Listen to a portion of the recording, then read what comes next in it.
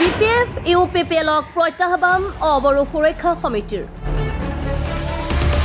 বিগত 20 বছৰে দুই দলে ঠগিলে অনাবৰো ৰাজ্য সাংসদ নৱশৰণীয়াকো তীব্ৰ সমালোচনা সংগঠনটোৰ কোকৰাঝাৰ সমষ্টিত দুবাৰকৈ সাংসদ হৈ নৱশৰণীয়াই প্ৰতাৰণা কৰিলে বিটিচিৰ অবৰো জনতা সেয়েবাৰ বিটিচিবাসী ৰাজ্যৰ হকে বিকল্প প্ৰাৰ্থী প্ৰক্ষেপ কৰিব অবৰো সুৰক্ষা সমিতিয়ে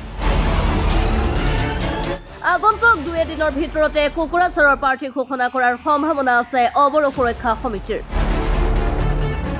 সংবাদ মেলত এই কথা সদৰি কৰিলে সম্পাদক জুন দাসে কোকৰাঝাৰ সমষ্টিৰ পৰা এজন যোগ্য প্ৰাৰ্থী জয় কৰি বিটিচিবাসী অবৰো ৰাজ্যক সকলো সমস্যাৰ পৰা পৰিত্ৰাণ দিয়াব লাগে বুলি দাবী কৰিছে সম্পাদক জুন দাসে সাংবাদিক বন্ধুসকল আজি বিশেষ এটা কাৰণত আমি অবৰো সুৰক্ষা সমিতিৰ অসমৰ ফালৰ পৰা এটা সাংবাদিক মেলৰ দ্বাৰা দি বিটিচি 22 লক্ষ ৰাইজক কিছু কথা অৱগত কৰাৰ কাৰণে আপোনালোকে ইয়াত আজি আমন্ত্ৰণ জনাইছিলোঁ আৰু আপোনালোকে আহি ইয়াত সময় হোৱাৰ কাৰণে আন্তৰিক ধন্যবাদ জ্ঞাপন কৰিছোঁ। এটা প্ৰথম কথাটো হৈছে কি যোৱাকালি বিভিন্ন সংবাদ মাধ্যম বিভিন্ন ছ'চিয়েল মিডিয়াত আমি এটা বস্তু দেখা পৰিলক্ষিত হৈছে যে বড়োলেণ্ড ইউনিভাৰ্চিটিত এটা সাংস্কৃতিক শোভাযাত্ৰাৰ নামত এটা জনগোষ্ঠীক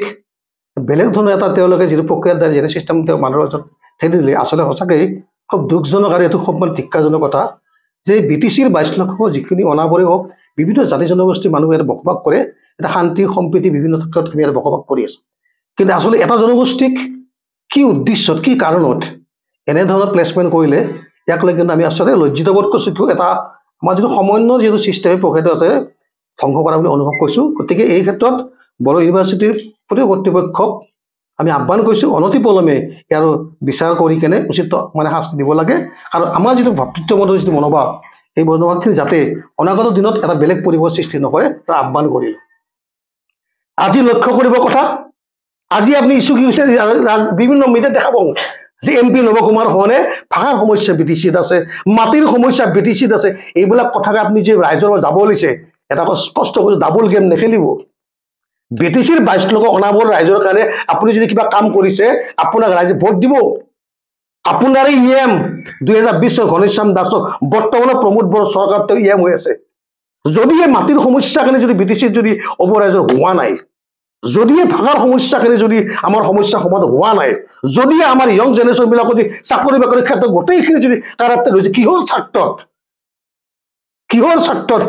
MP নৱকুমাৰ সোণোৱালে ঘনশ্যাম দাসক এই সকল চৰকাৰৰ লগত সহযোগ কৰি তেওঁলোকৰ চৰকাৰখন বৰ্তাই ৰখাৰ ব্যৱস্থা কৰিছে ইয়াত ইণ্টাৰনেল কিবা বুজা পৰা আছে নেকি যদি আপুনি মিত্ৰজোঁট চৰকাৰ যদি আছে তেনেহ'লে প্ৰমোদ বড়ো বিজেপিয়ে সেই জয়ন্ত বসুৰ টিকেট দি আপোনাক কিয় নিদিলে এটা স্পষ্ট কৰিব যেতিয়ালৈকে আপুনি MP নৱকুমাৰ সোণোৱালৰ MCLA EM ঘনশ্যাম দাস